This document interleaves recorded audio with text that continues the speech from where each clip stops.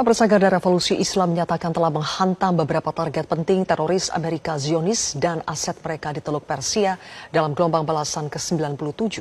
Pada gelombang ke-96, Iran juga berhasil menghantam sejumlah fasilitas gas milik Amerika di kawasan. Angkatan Laut Garda Revolusi Islam melaksanakan gelombang ke-97, Operasi Janji Setia 4 dengan Sandi Suci Ya Qasim bin Al-Hassan. Balasan ini didedikasikan untuk seluruh pekerja di Kementerian Energi, khususnya di Tafanir.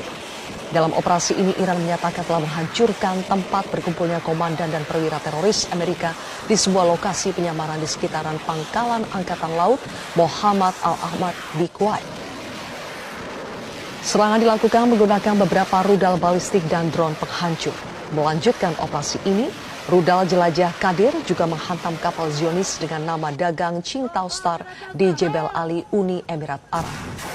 Kawasan industri yang berafiliasi dengan tentara rezim Zionis di Beersheva juga menjadi target serangan balasan Iran atas kejahatan rezim Zionis yang haus darah.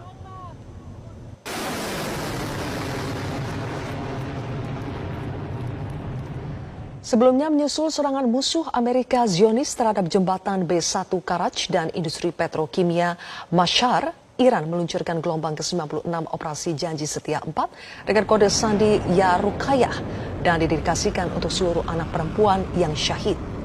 Serangan diantaranya menghantam kilang yang memasok bahan bakar untuk jet tempur Zionis pembunuh anak-anak di Haifa, serta fasilitas gas Amerika yakni Exxon, Mobil, dan Chevron yang berlokasi di Habshan, Uni Emirat Arab. Serangan rudal juga menghantam fasilitas petrokimia Amerika yang memproduksi bahan bakar untuk militer Amerika Serikat dan Zionis di Al-Ruwais, Uni Emirat Arab yang menyebabkan kebakaran luas. Serangan intensif dengan drone penyerang juga dilakukan terhadap fasilitas petrokimia Amerika di Sitra, Bahrain yang menyebabkan kebakaran luas dan kehancuran bagian-bagian penting yang berperan dalam memproduksi minyak militer Amerika. Serangan terhadap fasilitas petrokimia Amerika di Shuaibah, Kuwait juga menyebabkan kebakaran luas dan penutupan total kompleks yang bekerja sama dengan angkatan bersenjata Amerika ini.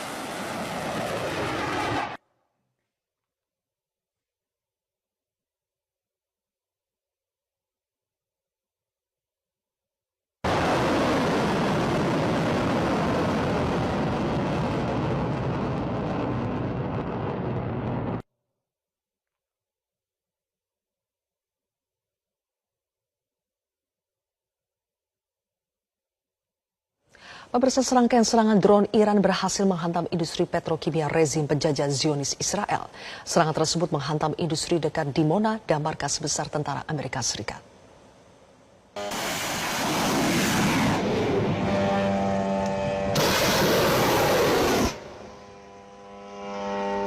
Dalam pengumuman nomor 56, Angkatan Bersenjata Republik Islam Iran menyatakan telah berhasil meluncurkan serangkaian serangan drone terhadap industri petrokimia rezim Zionis. Di antara target serangan Angkatan Darat Iran adalah industri petrokimia rezim Zionis di dekat Dimona. Selain itu, Iran menyatakan markas besar tentara teroris Amerika di Bubiyan, Kuwait juga turut menjadi target serangan-serangan drone Iran.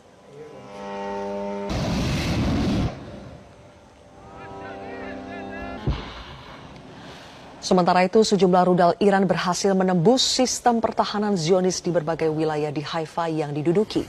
Kerusakan luas dan kebakaran terkonfirmasi terjadi di sejumlah titik di wilayah pendudukan Zionis. Menurut laporan media Ibrani, serangan rudal balasan Iran menyebabkan kebakaran luas dan kehancuran yang signifikan di kota tersebut. Sebelumnya, Korps Garda Revolusi Islam mengumumkan bahwa pasukannya berhasil menargetkan dan menyerang pusat komando militer Zionis, pusat logistik, dan pangkalan operasional militer Zionis di wilayah Galilea, Barat Haifa, Kafkana, dan Kiryat Shmona dalam operasi presisi mereka. Gelombang rudal baru Iran ini menghantam sejumlah titik termasuk kota Haifa di Palestina yang diduduki Zionis yang merupakan respons atas kejahatan rezim yang terus berlanjut hingga saat ini.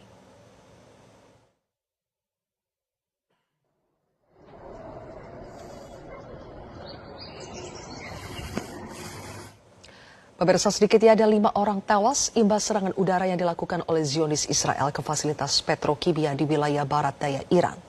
Media pemerintah Iran menyatakan selain 5 orang yang tewas, ada beberapa korban lainnya yang menderita luka-luka.